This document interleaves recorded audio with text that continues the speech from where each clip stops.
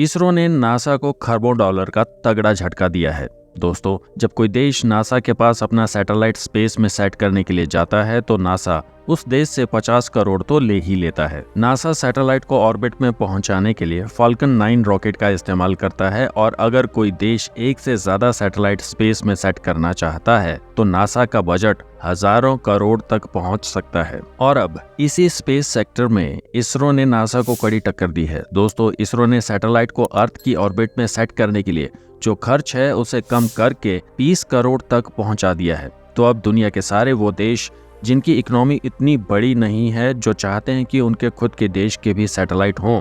उन्हें भी सैटेलाइट के फायदे मिलें और सैटेलाइट के डाटा को एग्रीकल्चर, मौसम की प्रेडिक्शन और देश की सुरक्षा और मिलिट्री पर्पस से इस्तेमाल कर सकें। अब ऐसे सभी देश इसरो के पास लाइन लगाकर खड़े हैं, क्योंकि दोस्तों, जिस काम को करने के लिए नासा 50 से 55 करोड़ ले रहा है, वहां अब भारत इसरो के माध्यम से पूरे मार्केट के कंपटीशन को बीट करके 20 करोड़ में एक सैटेलाइट लॉन्च कर सकता है। और इसके पीछे हमारे इसरो के महान वैज्ञानिकों का हाथ है, क्योंकि नासा के मुकाबले हमारे इसरो के साइंटिस्ट के पास बहुत ही कम बजट होता है, लेकिन फिर भी हमारे ये साइंटिस्ट इस प्रकार की खोज कर रहे हैं जो एक्सपेंसिव ना होकर कॉस्ट इफेक्टिव है। दोस्तों, आप सोच रहे होंगे इसरो इतने कॉस्ट इफेक्टिव तरीके से सैटेलाइट ऑर्बिट में कैसे पहुंचा पा रहा है, तो समझ लीजिए, इसरो के वैज्ञानिकों ने एक ऐसी टेक्नोलॉजी तैयार कर ली है जो पूरी दुनिया में भारत के अलावा 1 या 2 ही देशों के पास है। दुनिया में और किसी भी स्पेस एजेंसी के पास ये काबिलियत नहीं है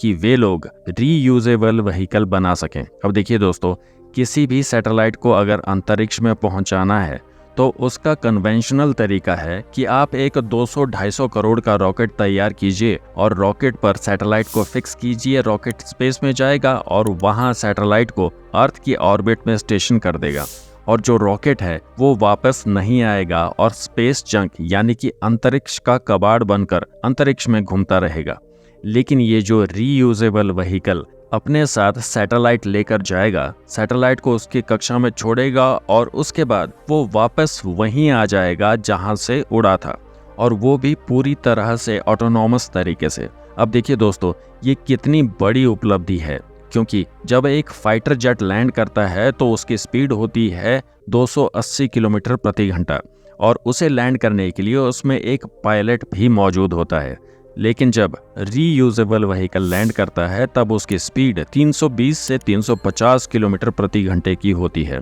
और पूरी तरह से ऑटोमेटिक तरीके से इसकी सेफली लैंडिंग होना अपने आप में एक बड़ी अचीवमेंट है। और अब ये टेक्नोलॉजी भारत के पास बनकर तैयार हो चुकी है और हाल ही में इसके टेस्ट भी कंप्लीट हो चुके हैं। और अब इसरो नासा को पछाड़ते हुए किफायती दरों में सैटेलाइट को अंतरिक्ष में पहुंचाने के लिए तैयार है।